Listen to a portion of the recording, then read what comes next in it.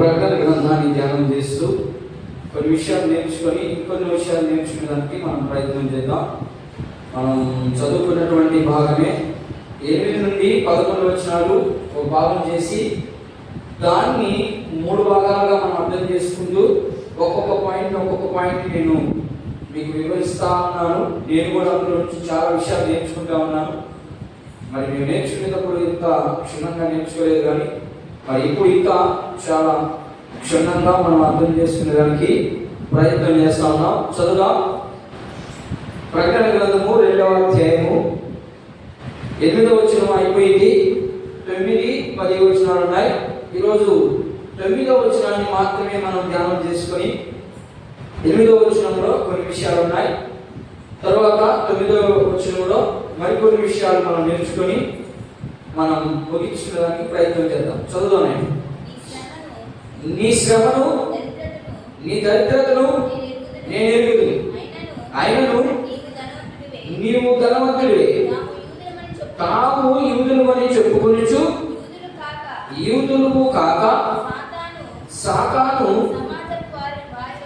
సమాజపు వారి వలన నీకు కలుగు దూషణ నేను ఎరుగుదును. నీవు పొందబో చదువుకున్నటువంటి వాక్య భాగంలో నుంచి కొన్ని విషయాలు మాత్రమే మనం త్వరగా నేర్చుకోవడానికి ప్రయత్నం చేద్దాం. నేను అక్కడ రాయబడినటువంటి మాటలు మీ అందరికీ కనబడుతున్నాయమ్మా? కొంచెం స్పెల్లింగ్ మిస్టేక్స్ ఉంటే మీరు అడ్జస్ట్మెంట్ చేసుకోవాలి. ఓకేనా? స్పెల్లింగ్ మిస్టేక్ ఉంటే మీరు అడ్జస్ట్మెంట్ చేసుకోవాలి. ఇక్కడ 9వ వచనంలో ఏం కనబడతాం చూడండి. నేను ఒకసారి 9వ వచనంలో ఏం కనబడతా ఉంది? నీ శ్రమను నీ దరిద్రతను నేను ఎరుగుదును అనే విషయాలు చూసుకున్నాం. శ్రమ ఏంటో చూసుకున్నాం. దరిద్రత అంటే ఏంటో కూడా మీకు తెలియపరచడం జరిగింది. దరిద్రత అంటే ఏం చెప్పండి ఒకసారి. ఇక్కడ రాయబడినటువంటి మాటను బట్టి నీ శ్రమను నీ దరిద్రతను నేను ఎరుగుదును అని దర్శనంలో దేవుడు మాట్లాడుతూ ఉన్నటువంటి మాటలన్నీ. ఏంటి దరిద్రత అంటే? నేను దానికి గ్రీకులో ఒక పదం ఉంటుంది. ఆ పదం పేరు ఏ పేరు చెప్పాను మీకు? మీరు రాసుకోలేదా? గ్రీకులో దరిద్రుడు అంటే అర్థం ఏంటి అంటే వాళ్ళు ఉన్నటువంటి స్థితి నుంచి కిందకి దిగజారిపోవడమే. అంటే ఒక అడుక్కునే వ్యక్తి ఏ రీతిగా ఉంటాడో అంత స్థాయికి దిగజారాడు. దేంట్లో? ఆత్మ సంబంధమైన విషయంలో. గుర్తుపెట్టుకోండి, మీరు అయినను మీరు దరిద్రుడు, లేకపోతే నీ నీ దరిద్రత నేను ఎరుగుదును అంటే దాని అర్థం ఏంటంటే డబ్బులకి సంబంధించి కాదు అక్కడ మాట్లాడిన మాట. యేసు ప్రభువు నమ్ముకుంటే డబ్బులు వస్తాయి, అవి వస్తాయి, పక్కన పెడదాం ముందు. ఇక్కడ ఉన్నటువంటి మాట ఏంటంటే నీ శ్రమలు అన్నాడు. ముందు పైన ఏం మాట్లాడుతున్నాడు, దానికి అనుకూలంగా కింద ఏం మాట్లాడుతున్నాడు అనేది మనం అర్థం చేసుకోవాలి. పైన ఏం మాట్లాడుతున్నాడు? నీ శ్రమను చూశాడు. శ్రమలో శ్రమ వచ్చిన ఇంటికి ఏం జరుగుతుంది? వెంటనే బాగా శ్రమ వచ్చింది. శ్రమ వచ్చిన తర్వాత ఇంట్లో ఏముంటుంది? సర్వసాధారణంగా దరిద్రతే ఉంటుంది. మీకు అడిగితే లేకపోతే ఎందుకు వస్తాయి శ్రమలు? డబ్బులుంటే శ్రమలు రావు కదా. మన భాషలో ఎత్తుకున్నా కూడా అంతే. ఇక్కడ అదే మాట్లాడుతున్నాడు. నీవు ఆల్రెడీ శ్రమతో ముందుకు కొనసాగావు. దాంతో పాటు నువ్వు ఏమైపోయినప్పుడు దరిద్రతను అనుభవిస్తున్నావు. అంటే ఆ స్థాయికి దిగొచ్చేసావు. దాని అర్థం ఏంటంటే ఎందుకు ఇలా దిగిరావడం చూచిందోడు? ఈ సంఘం పేరు ఏ సంఘం గురించి మాట్లాడుతున్నాం ఈరోజు? ఈ సంఘం గురించి అయిపోతుంది. మొదటి సంఘం ఏం చూసుకున్నా? లోకంతో కలిసిపోయినటువంటి సంఘం. ఏంటది? ఎఫెసీ సంఘం. అర్థమైందా? ఇప్పుడు దేవుని కోసము చనిపోయినటువంటి సంఘం ఇది. హతసాక్షులుగా మార్చబడినటువంటి సంఘం ఇది. మన సంఘం ఎట్లా ఉందో రేపు చూద్దాం. ఎప్పుడు ఆడుంటాం కదా, అప్పుడు చూద్దాం మన సంఘం పరిస్థితి ఏంటో. అర్థమైందా? ఇక్కడ 2 సంఘాల గురించి మాట్లాడుతున్నాం. మొదటి సంఘం ఏంటి? లోకంతో కలిసిపోయి ఏం చేసినా ఇబ్బంది లేదులే అని అనుకుంటున్నటువంటి భక్తి పరుల గురించి మాట్లాడుతున్నాం. ఒకవేళ మనం కూడా వాళ్ళలాగా ఉంటే మనం కూడా వాళ్ళకి ఏ స్థితికి వచ్చిందో అదే స్థితికి వస్తుందని మనం నేర్చుకున్నాం. రెండవ సంఘము క్రీస్తు కోసం అంటే యేసు ప్రభు కోసము చనిపోబడినటువంటి సంఘం ఇది. దీని పేరు అమ్మా స్వర్ణ సంఘం. అర్థమైందా? ఈ స్వర్ణ సంఘంలో ఉన్నటువంటి వారు ఎంత దరిద్రత అనుభవిస్తున్నారంటే భయంకరమైనటువంటి దరిద్రత అనుభవిస్తున్నారు. అయితే ఇక్కడ నేను రెండో పాయింట్ ఏం పెట్టాను? దీన్ని 9వ వచనము ఏ లేకపోతే బి, సారీ ఏ అయిపోయింది, ఇది బి భాగం. 9వ వచనంలో బి భాగం. బి భాగంలో ఏమంటుంది? అయినను నీవు ధనవంతుడివే. దరిద్రతను అనుభవిస్తున్నా కూడా దేవుడు ఏం మాట్లాడుతున్నాడంటే నీవు అయినా కూడా నువ్వు ధనవంతుడివే మాట్లాడు. ఎట్లా ధనవంతులు అయ్యారో కొన్ని విషయాలు నేను రాస్తాను చూడండి. ఏ బి 2 విషయాలు కనుక ఉన్నాయి. అయినా కూడా నీవు ధనవంతుడివే అని అంటే ఇప్పుడు దాకా దరిద్రుడు అన్నాడు, వెంటనే ధనవంతుడు అంటాడు. అంటే దాని అర్థం ఏంటంటే ఇక్కడ 2 విషయాలు కనపడతా ఉన్నాయి. మొదటిది ఆత్మ సంబంధమైనటువంటి ధనవంతుడు ఒకటి, 2 లోక సంబంధమైనటువంటి ధనవంతుడు. ఈ లోక సంబంధమైనటువంటి ధనవంతుల గురించి మాట్లాడుకుందాం. ముందు వాళ్ళు ఎలా ఉంటారు కొన్ని ఉదాహరణలు చూపిస్తా ఉన్నాడు. మనం ఆల్రెడీ కొన్ని వారం చదివాము, అయినా కూడా ఒకసారి మనం చదువుదాం. లూకాసు సువార్త 12వ అధ్యాయం. త్వరగా చేయాలి. నేను కరెక్ట్గా 15 నిమిషాలు మాత్రమే నేను వాక్యాన్ని బోధించడం జరుగుతుంది. లూకాసు సువార్త 12వ అధ్యాయము 15 నుంచి 21 వచనాలు కరెక్ట్గా చదువుతున్నాను. 2 మాటలు చదువు. ప్రాముఖ్యమైనటువంటి మాటలు మీరు అండర్లైన్ చేస్తున్నారు. మరియు ఆయన వారితో మీరు ఏ విధమైన లోభమునకు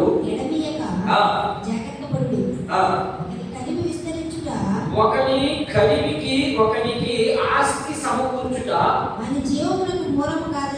వాడికి ఏంటంట? జీవానికి సంబంధించినటువంటిది మూలం కాదు. అంటే దీని అర్థం ఏంటంటే మనం చాలా పాటలు పాడుకుంటాం. ఏమని? ఈ జీవితం విలువైనది, సంపాదన కోసమే మనం పుట్టలేదు. దేనికోసం పుట్టాము? పరలోక సంబంధమైన దానికోసం పుట్టాము. అది క్రైస్తవుడికి తప్ప హిందూ అన్యుడికి తెలవదు. అర్థమైందా? అందుకని మనం ఇప్పుడు దేని గురించి మాట్లాడుకుంటున్నాం? లోక సంబంధమైనటువంటి వ్యక్తి. ఈ వ్యక్తి ఏమంటాడంటే ఒకరికి కలిగి కలుగుట, లేకపోతే ఒకరికి ఆస్తి సమకూర్చుట అది జీవానికి మార్గాన్ని చూపించదు. అర్థమవుతుందా? మరి దేనికి మార్గం చూపిస్తుందో చూద్దాం. చదువునండి. ఒక ధనవంతుని భూమి సమృద్ధిగా పండును. అప్పుడు అతడు నా పంట సమకూర్చుకున్నకు నాకు స్థలము చాలదు కనుక నేనేం చేతునని తనలో తాను ఏంటంటే వాడు నిద్ర పట్టదని దాని అర్థం. దాని అర్థం ఏంటంటే మన భాషలో చెప్పాలంటే బాగా సంపాదించి ధనం పెట్టుకుంటే నిద్ర పట్టదా? నిద్ర పట్టనే పడుతుంది. ఏం చేయాలి? దాన్ని అంతతో ఏమైనా తృప్తిగా ఉంటుంది మన ప్రాణం ఉండదు. ఇంకొంత సంపాదించాలి, ఇంకా కొంత సంపాదించాలి. ఇట్లా అనుకుంటా ఉంటాడు మనిషి. అలాంటప్పుడు ప్రభు ఏం మాట్లాడుతున్నాడు చూడండి ఒకసారి. చదువు. నా గుడ్లు విప్పి వాటికంటే గొప్ప వాటిని కట్టించి అందులో నా ధాన్యం అంతటి 20వ వచనం చదవండి. ఏం చేశాడంటే ఇక్కడ 20వ వచనం కాడికి ఏం జరిగిందంటే చెప్పాను అంతా సమకూర్చుకున్నాడు. సమకూర్చుకుంటానే ఉన్నాడు. ఇంకా అలాంటి ఇక ఆ కాడికి తృప్తి పడలేదు మనిషి. తృప్తి పడకపోగా ఆ మనిషి ఏం ఆలోచిస్తున్నాడంటే అతి భయంకరంగా సంపాదించుకుంటూనే వెళ్తానే ఉన్నాడు. అలాంటి వ్యక్తికి ఏమి జరిగింది, ఏమి జరుగుతుంది అనేది మనం మాట్లాడాలి. చదువు 20వ వచనం. అయితే దేవుడు వెర్రివాడా ఈ రాత్రికి ఈ ప్రాణమును అడుగుచున్నారు. నీవు సిద్ధపరిచినవి ఏం మాట్లాడుతుంటే ఒరే వెర్రివాడా, నీకు ఏం కావాలో నాకు తెలుసు, దాన్ని నేను సమకూరుస్తా ఉన్నా. కానీ నీ ప్రాణం అక్కడితో ఏమన్నా ఆగిదా? ఆగట్లేదు. పోతనే ఉన్నావు.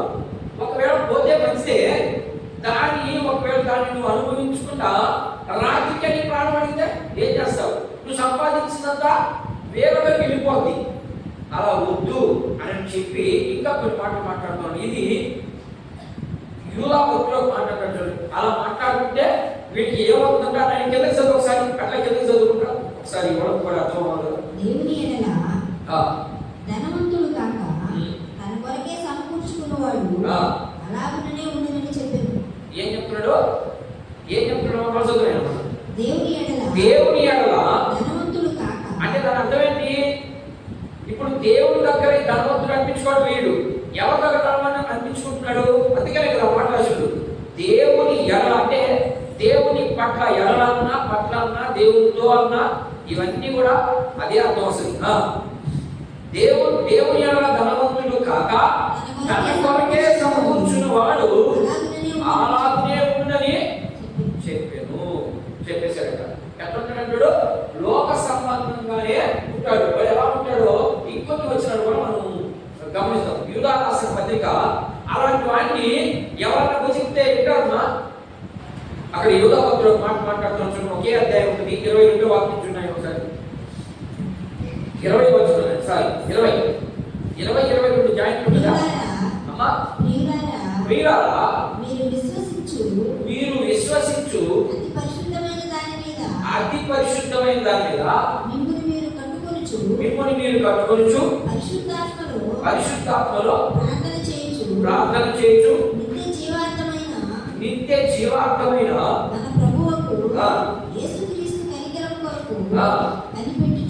ఏం చెప్తా ఉన్నాడంటే, ఇదంతా చదువుకోండి. అది ఏం చెప్తా ఉన్నాడంటే, ఇదిగో ప్రియులారా మిమ్మల్ని మీరే కట్టుకోవాలి. దేని మీద కట్టుకోమంటున్నాడు? అతి పరిశుద్ధమైన దాని మీద కట్టమంటున్నాడు.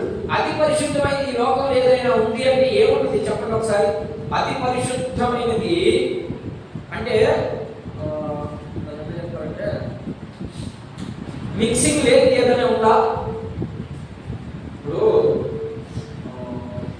ఈ పేపర్ తీసుకున్నాం. ఈ పేపర్ మిక్సింగ్ కదా, ఒకసారే పుట్టింది ఇది. దీనికి ఈ క్యాప్ జాయింట్ ఉంది కదా, ఇది జాయింట్. అట్లా లేని దాన్ని అతి పరిశుద్ధమైంది. అతి పరిశుద్ధమైంది అంటే పరిశుద్ధమైంది కాకుండా ఇంకా అతి పరిశుద్ధమైంది అంటే దాంట్లో ఎలాంటి మచ్చ లేదు అని అర్థం, అంతే కదా. మరి ఏదైనా ఉందా ఈ లోకంలో? ఆయన ఏం మాట్లాడుతున్నాడు అక్కడ? మిమ్మల్ని మీరు కట్టుకోవచ్చు.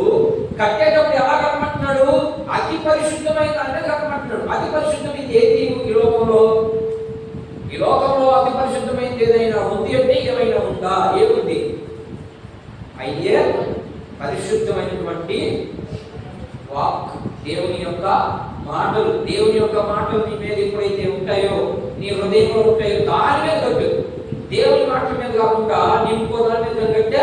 అందుకని 6వ అధ్యాయంలోనూ 7వ అధ్యాయం అంటాడు మత్తయి సువార్తలో, ఇసుక మీద కట్టేవాడు బండ మీద కట్టేవాడు కనబడతాడు మనకి అక్కడ. అర్థమైందా?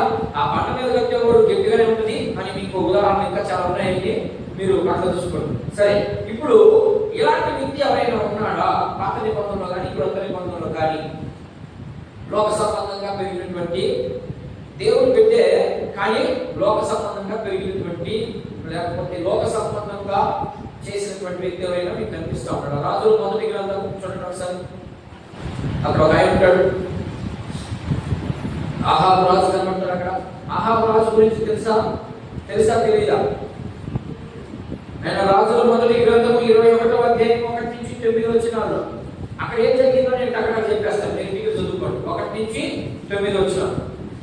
రాజుల మొదటి గ్రంథము 21వ అధ్యాయము 1 నుండి 9 వచనాల్లో ఏం జరుగుతుందంటే అక్కడ ఇక్కడ ఆహాబు రాజు ఉంటాడు. ఈయన ఎవరిని పరిపాలిస్తున్నటువంటి రాజు? ఆయన ఇవన్నీ తెలియాలి మీకు. ఈ రాజు ఏ రాజ్యాన్ని పరిపాలిస్తున్నాడు? ఈయన ఆహాబు రాజు పరిపాలన వచ్చింది అంటే అప్పుడు రాజ్యం విడిపోయిందా విడిపోలేదా? ఏమన్నా రసాయనాలు మీరు నేను అక్కడ చదివితే ఇప్పుడు ఏం అర్థం కాదు. నేను చెప్పిన పాయింట్ అక్కడ దొరకదు. యూదా ఇప్పుడు ఆహాబు రాజు పరిపాలనలోకి వచ్చేదంటే రాజ్యము జాయింట్ గా ఉందా విడిపోయిందా?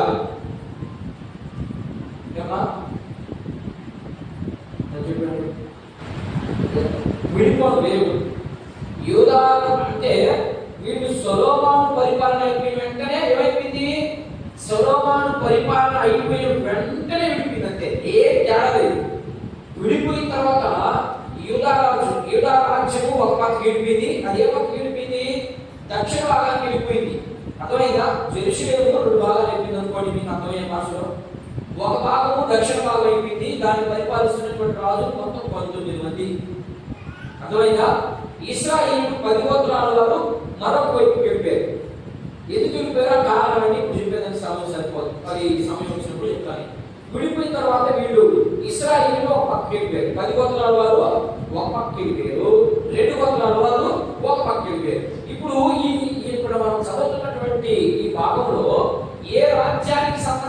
వ్యక్తిరా? ఆయన ఐడియా ఉంటుందా? ఎవరు లేదా?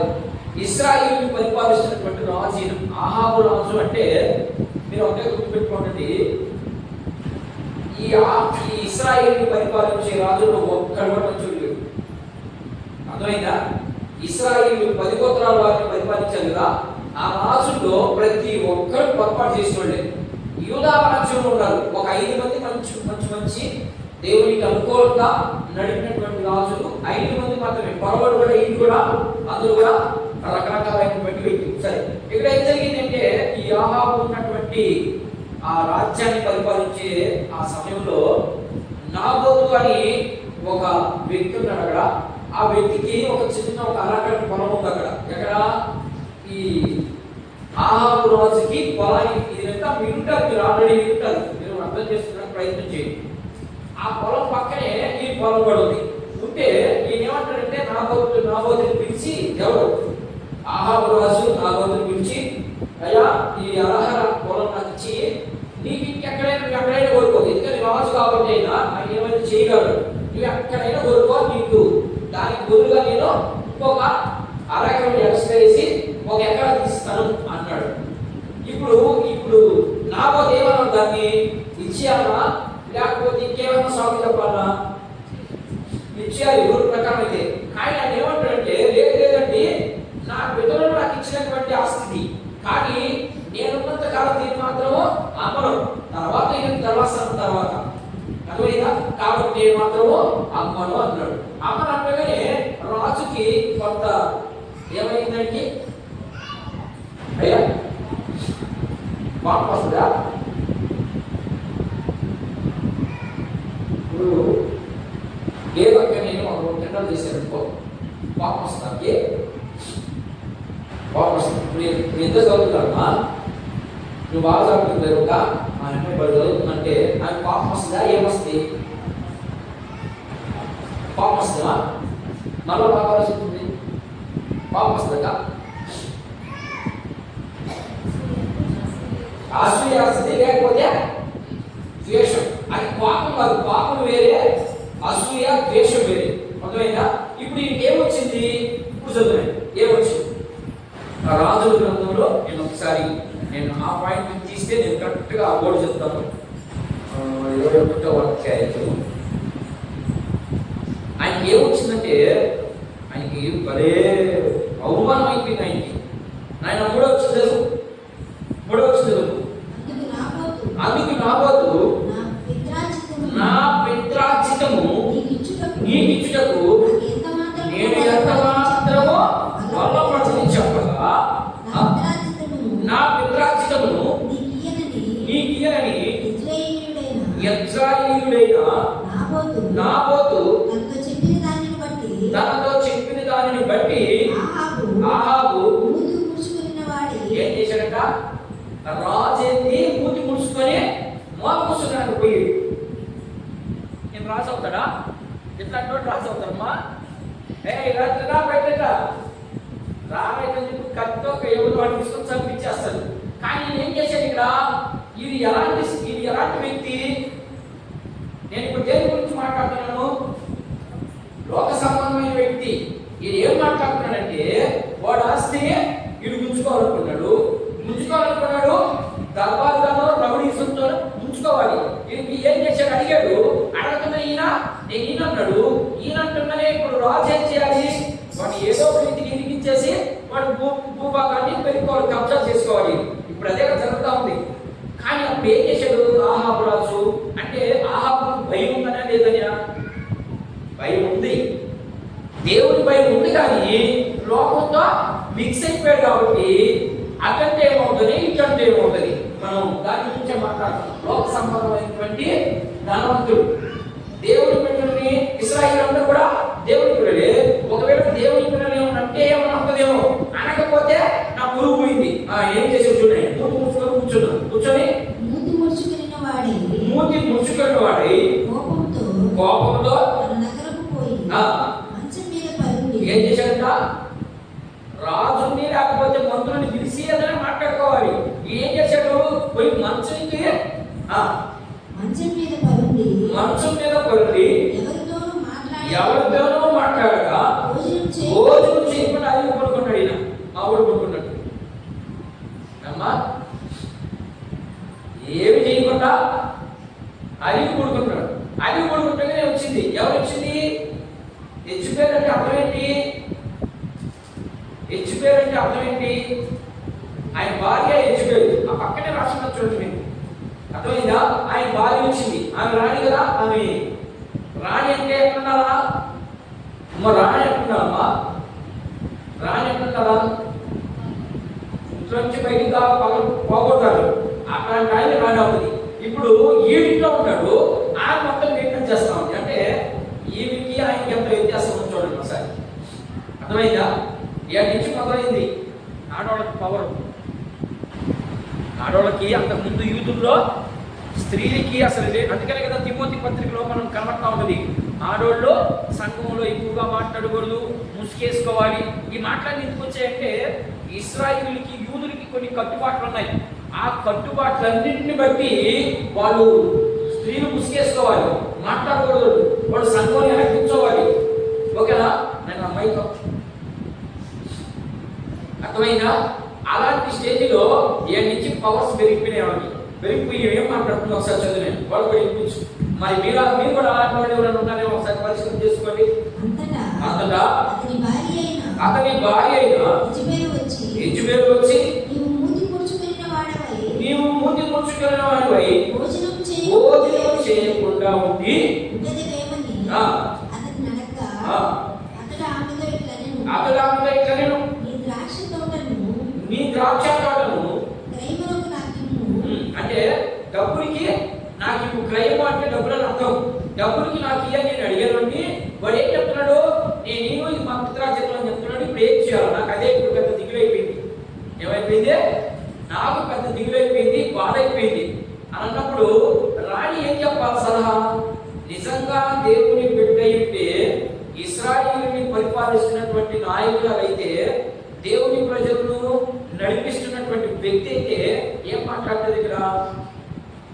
ఇశ్రాయేలు నడిపించే వ్యక్తివే కదా. దేవుడు నిన్ను ఎందుకు ఎక్కించాడు పెద్ద ఉన్నత స్థానానికి? దీంట్లో చాలా విషయాలు నేర్చుకోవాలి. నేను ఇక్కడ చెప్పుకుంటూ వెళ్ళిపోతున్నాను. దీంట్లో మనకి ఆపాదించుకోకపోతే చాలా విషయాలు ఉంటాయి దీంట్లో. మీకు ఆపాదించడం అంటే తెలియదు కాబట్టి నేను వెళ్తామని చెప్పుకుంటా. మీకు ఒక ఉన్నతమైనటువంటి స్థానాన్ని ఇచ్చాడు చర్చిలో, లేకపోతే గ్రామంలో నీకు ఒక పేరు ఇచ్చాడంటే దాని అర్థం ఏంటి? ఎందుకు నీకు ఇస్తాడు దేవుడు? దేవుడు దయలేదే నువ్వు ఎక్కగలవా? దేవుడు దయలేదే నువ్వు పరిపాలించగలవా? పరిపాలించలేదు. కానీ ఆ దేవునికే నువ్వు వ్యతిరేకంగా చేస్తే, నువ్వే వ్యతిరేకంగా ఉంటే, ఇక నీ వెనకొచ్చేవాడు ఎంత పనికి మనలో ఆలోచించి దాంట్లో నుంచి మనం నేర్చుకోవాల్సింది. సంఘాన్ని పరిపాలిస్తున్నటువంటి ఉన్నారు కదా, సంఘానికి ఎవరెవరు ఉంటారు సంఘంలో? నాకు దీని నుంచి మనం నేర్చుకోండి. ముగించేస్తే ఇక్కడికి అయిపోద్ది. ఇప్పుడు సంఘంలో ఉంటారు ఎవరు ఉంటారు? పాస్టర్ ఉంటాడు, రెండోది సంఘ పెద్దలు ఉంటారు, మూడవది ఎడలు ఉంటాడు, ఇంకా విశ్వాసులు ఉంటారు, వాళ్ళలో కూడా సండే స్కూల్ టీచర్లు ఉంటారు, వాళ్ళలో కూడా కొంతమంది మెయిన్ యాక్టర్లు ఉంటారు. వీళ్ళని చూసి సంఘం అంతా నడిచిపోవాలి. లేక ఎందుకని ఎవరినైనా పలానాని సంఘంలో ఒక విశ్వాసి ఆమె చాలా బాగుంటుంది అందుకని ఆమెలాగా జీవించాలనుకుంటాడు ఎవరైనా కూడా. అర్థమైందా? కానీ వాళ్ళే పనికి మాట్లాడితే ఇక విశ్వాసం ఇంకెంత పనికి మాట్లాడు ఉండాల్సింది. అట్లా అయింది ఇక్కడ. రాజరికాన్ని దేవుడు ఇచ్చి వాడిని సింహాసనం మీద కూర్చోబెట్టి రాజ్యాన్ని పరిపాలించడం బాబు అని చెప్తే వాళ్ళకి కొన్ని కట్టుబాట్లు ఉన్నాయి. అర్థమైందా? పాస్టర్ ఎలా ఉండాలో అలాగే ఉండాలి, నాయకులు ఎలా ఉండాలో అలాగే ఉండాలి. ఇప్పుడు ఏమైపోయారు? నీకు పొరపాటులో నీ వద్దు, నీ పన్ను చూసుకో అని చెప్పి ఇప్పుడు చెప్పినారు. మంచిదే, ఇది మంచిదే, ఇది ఇట్లా ఉండడం మంచిదే. కానీ నువ్వు ఎలా ఉండాలి? నువ్వు పాస్టర్కి చెప్పేటప్పుడు నువ్వు ఎలా ఉండాలి? ఈ రోజు కూడా సేమ్ డిట్టో అలాగే ఉంది. కానీ ఈ సంఘంలో ఉన్నటువంటి వారు అలా లేదు. ఆయన చెప్పేది అర్థమవుతుందా? పాత రోజుల్లో ఆహాబు రాజు పరిపాలించే పరిపాలనలో ఎలా ఉంది, ఇప్పుడు ఎలా ఉందో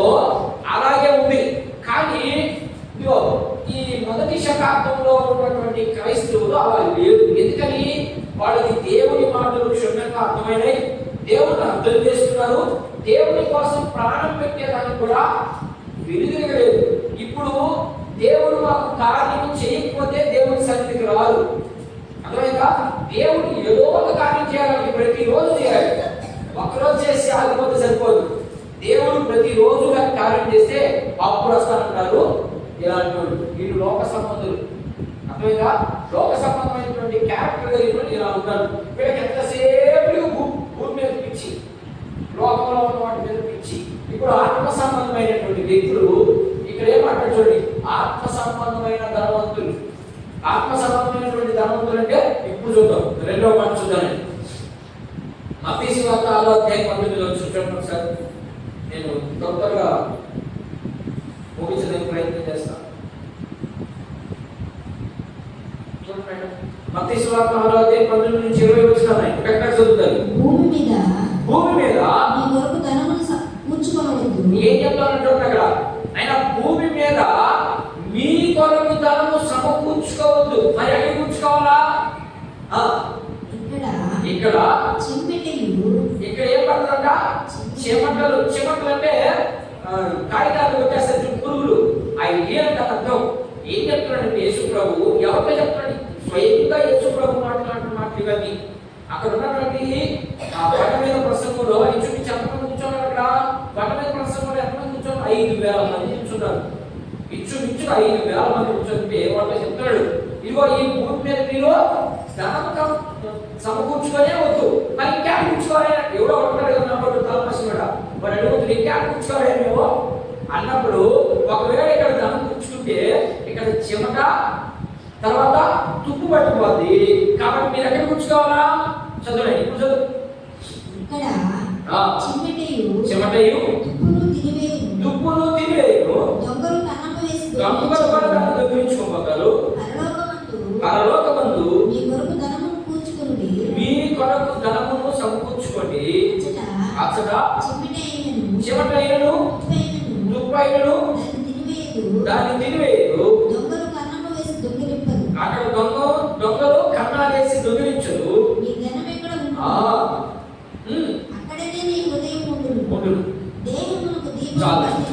ఇక్కడ ఏం మాట్లాడుతుందంటే, ఇప్పుడు దాని అర్థం ఏంటి? ఎక్కడ కూర్చోమని దాని అర్థము? ఇప్పుడు చదివిన దాన్ని బట్టి యేసు ప్రభు వారికి ఏం నేర్పిస్తున్నాడు? మీరు ఈ భూమి మీద ఏమి సమకూర్చుకోవాలండి. మీకు ఏం కావాలో నేను సమకూరుస్తాను. మీరు ఎక్కడ సమకూర్చుకోవాలి? కొలస్సీయులకు రాసిన పత్రిక ఎక్కడ సమకూర్చుకోవాలి? 6వ భాగం కొలస్సీయులకు రాసినటువంటి పత్రిక 3వ అధ్యాయం చూడండి సార్. ఎక్కడ సమకూర్చుకోవాలో చూడండి, చదవండి. 3వ అధ్యాయంలో వచ్చింది, మీరు క్రీస్తుతో కూడా లేపబడిన వారైతే. ఏం చెప్తాను చూడండి, ఇక్కడ మీరు నిజంగా క్రీస్తుతో కూడా లేపబడిన వారైతే పైన వాటి పైన ఉన్నాయి. పైన ఉన్నాయమ్మా. ఇప్పుడు చెప్పాడు, ఆయన చెప్పుకుంటే వచ్చాడు. అర్థమైందా? మీరు 5వ అధ్యాయం కానీ స్టార్ట్ చేయాలి. ఆయన ఏం చెప్పుకుంటూ వచ్చాడు? అవన్నీ పైన ఉంటాయి. వాటి కోసం మీరు వేగిపడండి, వాటి కోసము మీరు సిద్ధపడండి. ఇంకా చదువుతుంది. అక్కడ క్రీస్తు దేవుని భాషలో కూర్చుని ఉన్నాడు. పైన వాటి మీదనే కానీ భూ సంబంధమైన వాటి మీద మనసు పెట్టకూడదు. ఏం చెప్తున్నాడు? మీరు నిజంగా క్రీస్తుతో కూడా లేపబడితే మీరు భూమి మీద ఉన్నటువంటి వాటి మీద మనసు పెట్టకుండా పర సంబంధమైన వాటి మీద మనసు పెట్టండి అన్నాడు. ఒకవేళ వాటి మనసు ఎందుకు పెట్టమన్నాడు? దేవునికి ఏదైనా తక్కువ ఉంటాయా? దేవునికి ఏదైనా తక్కువ వస్తుందా? ఏమ్మా, దేవునికి ఏదైనా తక్కువ ఉంటుందా? ఆయనకి తక్కువ అంటే ఏముంటది? ఆయన మనవని ఐశ్వర్యవంతులుగా చేయాలని. ఎక్కడ ఇప్పుడు దాకా మాట్లాడుకుంటే వచ్చాడు. ఎక్కడ ఐశ్వర్యవంతులుగా చేయమన్నాడు మనల్ని? మీరు ఎక్కడ డబ్బు కలిగిన వారుగా ఉండాలని చెప్తా వచ్చాడు. పరలోకం. అర్థమైందా? మరి పరలోకంలో మనం ధనవంతులుగా ఉండాలి అంటే ఇప్పుడు మనం ఎలా ఉండాలి? ఈ లోకంలో దరిద్రులుగా అడుక్కునే స్థితి కాదు అక్కడ. అర్థమైందా? ఇప్పుడు యేసు ప్రభు నీ కోసం నా కోసం ఎలా అయ్యాడో కొరింథీయులకు రాసినటువంటి 2వ పత్రిక చూడండి ఒకసారి. కరెక్ట్గా చదువుదాం. ఈ మాట చెప్పి నేను ముగించేస్తాను.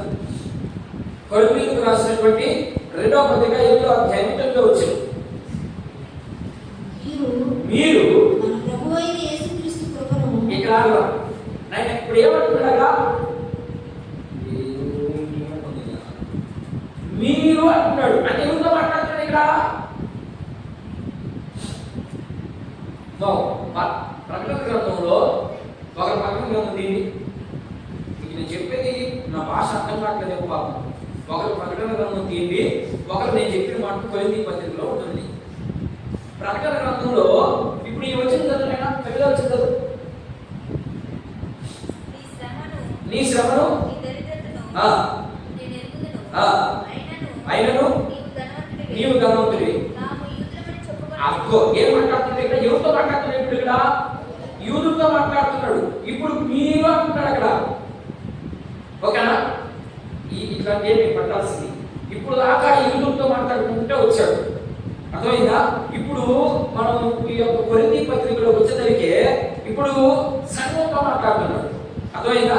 ఈ సంఘంలో ఎవరితో మాట్లాడుతున్నాడు? మీరు అంటున్నాడు, లేకపోతే మనము అంటాడు ఆయన. అర్థమైందా? మాట్లాడు గమనించాలి అక్కడ. మీరు అంటే అన్నిటితో మాట్లాడుతున్నాడు అర్థం, అర్థమైందా? మనము అనే పదం ఉపయోగించాడుకో ఖచ్చితంగా యూదులతోనే మాట్లాడుతున్నాడని అర్థం చేసుకోవాలి. మనము మీరు ఇప్పుడు ఏం మాట్లాడారు అక్కడ కొరింథీ పత్రికలో? చూడండి ఒకసారి. మన ప్రభువైన యేసుక్రీస్తు కృపను ఎరుగుదురు కదా. అంటే అర్థం ఏంటంటే మీరు అంటే అన్యులారా యేసుక్రీస్తు ప్రభు గురించి మీరు బాగా ఎరిగి ఉన్నారు. ఆయన ధనవంతుడై ఉండి ఆయనకి ఏమీ తక్కువ లేకుండా ఉంది, కానీ మీరు ఆయన ఆ ధనాన్నంతటినీ ఆ ఉన్నత స్థానాన్నంతటినీ విడిచి రాకపోతే ధనవంతులు కావాలని ఇప్పుడు ఆయన ఏం చెప్తున్నాడంటే ఆయన దగ్గర ఉన్నటువంటి ధనాన్నంతటినీ ఆయన దగ్గర ఉన్నటువంటి భోగభాగ్యాలన్నింటినీ విడిచి రాకపోతే మీరు ఎక్కడ దరిద్రులైపోతారు? పరలోకంలో దరిద్రులైపోతారు. కాబట్టి ఇప్పుడు మీకోసం ఆయన ఏం చేశాడు? పరలోకపు ఆ భోగభాగ్యాలన్నింటినీ విడిచి నీ కోసము నా కోసము దరిద్రుడుగా ఈ భూమి మీదకి వచ్చాడు. అందుకని ఆయన పశువు పాకలో పుట్టడం జరిగింది. లేకపోతే ఆయన ఏ మహారాజు కడుపులో ఉండడు, అర్థమైనా? ఒకవేళ మహారాజు కడుపులో ఉండకపోయినా ఎక్కడ పుట్టినా ఆయన ఏ పట్టుకున్నా ఆయన ఎన్ని అవసరాలైనా ఆయన తీర్చుకోగలడు. ఎందుకు చేశాడే ఈ పని అంటే ఈ మాట గురించి అయినా నీవు ధనవంతుడివే అని ఎందుకు అంటున్నాడంటే, ఇదిగో మీ అందరి కోసము నాకు ఎన్నో భోగభాగ్యాలు ఉన్నాయి అక్కడ పర సంబంధమైనటువంటి ఆ ఉన్నతమైనటువంటి స్థానంలో, వాటన్నిటిని మీకు ఇవ్వాలని నేను మీ నిమిత్తం దరిద్రుడిగా వచ్చి భూమికి. ఇప్పుడు మీరందరూ నా దగ్గర ఉన్నారనుకో, మీ దరిద్రులందరినీ నేను అనుభవించి రేపు పరలోకంలో మీకేమిస్తాను? అర్థమవుతుందని చెప్పాను నాన్న. రేపు పరలోకంలో నేనేమిస్తాను మీకు? ఈ భూమి మీద నా కోసం అన్నింటినీ వదులుకొని ఇచ్చాడు. రేపు పరలోకంలో మీకు అన్ని నేను సమృద్ధిగా ఇస్తాను. అది అక్కడ అర్థం. ఎక్కడ ధనవంతులుగా ఉండడం మీద, అక్కడ ధనవంతులుగా ఉండడం మీద. ఇక్కడ ఎన్ని సంవత్సరాలు బతుకుతాం? బాగుంటే 70, అధిక భావిస్తే 80, అంతకు మించి జాస్తి బతకరు. ఇప్పుడు తిండిని బట్టి ఇంకా బతకరు బాధులు, అర్థమైందా? మరి అక్కడ యుగ యుగాలు అసలు సావే లేదు అక్కడ. ఈ శరీరం